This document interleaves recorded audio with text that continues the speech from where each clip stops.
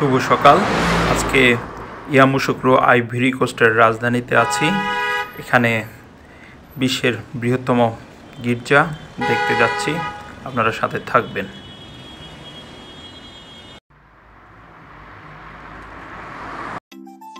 আমি চলে এসেছি আইভরি কোস্টের রাজধানী ইয়ামুসুক্রোতে। আইভরি কোস্টের বলে রেখেছি আগের ভিডিওতে যে দুটো রাজধানী আছে, একটা হচ্ছে আবিদজান যেটা অর্থনৈতিক রাজধানী এবং বৃহত্তম একটা শহর, এবং পরবর্তীতে এই রাজধানীটা ইয়ামুসুক্রো রাজধানীটা তৈরি করা হয় এবং এটা হচ্ছে প্রশাসনিক বা রাজনৈতিক রাজধানী আইভরি কোস্টের।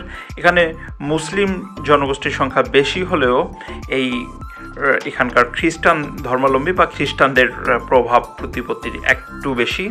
আমরা জানি যে এখানে 44 থেকে 45% মুসলমান, বাট 24% খ্রিস্টান। তা সত্ত্বেও এখানে খ্রিস্টানদের প্রভাব প্রতিপত্তি বেশি। আমরা এখন যাচ্ছি, আমরা ইয়ামুসুক্রোর গির্জা দেখতে। পাশেই হচ্ছে একটা কুমিরের একটা লেক আছে। এখানে প্রচুর কুমির ছেড়ে দেয়া আপনারা দেখতে পাচ্ছেন। এই জায়গাটা আছে, সেটা পাশেই যে বড় একটা বিল্ডিং দূরে দেখা যাচ্ছে, এটা হচ্ছে এখানকার প্রথম প্রেসিডেন্টের বাসভবন, এবং উনি এই কুমিরগুলোকে এখানে লালন পালন করার জন্য ব্যবস্থা করে রেখেছেন। আপনারা দেখতে পাচ্ছেন অসংখ্য কুমির দেখা যাচ্ছে, এবং এখানে প্রতিদিন অসংখ্য দর্শনার্থী এই কুমিরগুলো দেখার জন্য আসে। আপনারা দেখতে পাচ্ছেন ছোট ছোট ছেলে মেয়েরাও এসেছে। বিশাল আকৃতির কুমির দেখা যাচ্ছে। আপনারা দেখছেন পানির মধ্যে কুমির, শুধু কুমির আর কুমির। আজব তার শখ সে এখানকার প্রেসিডেন্টের, যিনি এখানে কুমির চাষ করেন বা কুমির পোষেন। আমরা দেখেছি অনেকেই কুত্তা পোষে, বিড়াল পোষে, বাট ইনি কুমির পোষেন। খুব আজব লাগলো বিষয়টা আমার কাছে। আপনারা দেখতে পাচ্ছেন অনেক বড় সাইজের কুমির। এটা হচ্ছে মিঠা পানির কুমির। এগুলো পুরা লেকটা জুড়েই হচ্ছে কুমির দিয়ে ভরা, এবং এখানকার ব্যবস্থাপনাটা খুব ভালো, যেন মানুষ ভিতরে প্রবেশ করতে না পারে এ কারণে ব্যারিকেড দেওয়া আছে। আপনারা দেখছেন ছোট ছোট বাচ্চারা মজা করছে। Good bye. আমরা এখন রওনা দেব ইয়ামুসুক্রোর বেসিলিক চার্চে। এটা হচ্ছে এখানকার হচ্ছে একটা ইউনিভার্সিটি। এখানকার স্থাপত্যগুলো আসলেই খুব চমকপ্রদ, এবং রাস্তাঘাটগুলো আসলেই আকর্ষণীয়।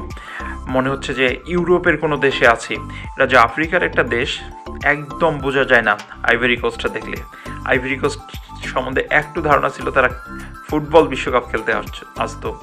এখানকার রাস্তা দেখেন কত প্রশস্ত, 8 লেন বিশিষ্ট রাস্তা। আমি চলে এসেছি সেই ক্যাথলিক গির্জা। এই গির্জাটার নাম হচ্ছে basilica of our lady of piece বা বেসিলিকা নটরডেম নামে এই গির্জাটা পরিচিত। আপনারা দেখতে পাচ্ছেন বিশাল আকৃতির গির্জা, যেটার আয়তন 30,000 বর্গমিটার। এই গির্জাটার আয়তন হচ্ছে 30,000 বর্গমিটার।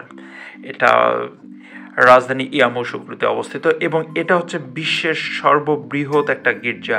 এখানকার স্থাপত্য শিল্পটা খুবই চমৎকার। এই জায়গাটাতে পুরো 1.5 লক্ষ লোক এখানে প্রার্থনায় অংশগ্রহণ করতে পারে। মানে বাইরের যে জায়গাটা আছে, আঙ্গিনার মতো যেটা আছে, এখানে 1.5 লক্ষ লোক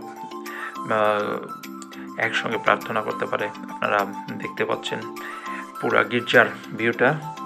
এই জায়গাটার কথা বললাম, এখানে 1.5 লক্ষ লোক একসাথে প্রার্থনায় অংশগ্রহণ করতে পারে। বিশাল আকৃতির বিশিষ্ট এবং চতুর্দিকে ফাঁকা জায়গা। আমরা গির্জার ভিতরে ইয়ামুসুক্রোর বেসিলিক গির্জার ভিতরে রয়েছে।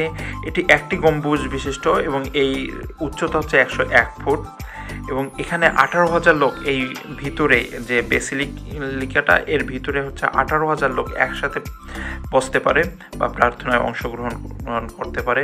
এবং এখানে উপরে ওঠার জন্য 4টা লিফট রয়েছে। উপরে উঠতে গেলে 4টা লিফট ব্যবহার করে উপরে উঠতে হয়। এটা হচ্ছে ছাদের অবস্থা। এখানে এই ছাদটাতে এমনভাবে ব্যবস্থা করা ছিল যে পানি নিচে নিষ্কাশনের ব্যবস্থা করা আছে। এই পুরা গির্জাটা ঝকঝকে তকতকে রাখার জন্য প্রতি বছর $1.5 মিলিয়ন তারা খরচ করে এরকম পলিশের জন্য, এবং এটা রক্ষণাবেক্ষণের জন্য প্রতি বছরে এই পরিমাণ বাজেট থাকে। এ কারণেই পুরাটাই ঝকঝকে তকতকে, এবং এটি নির্মিত হয়েছিল 1985 সালে। আপনাদের ধন্যবাদ। ইয়ামু শুক্র থেকে পরবর্তী ভিডিওতে সাথে থাকবেন।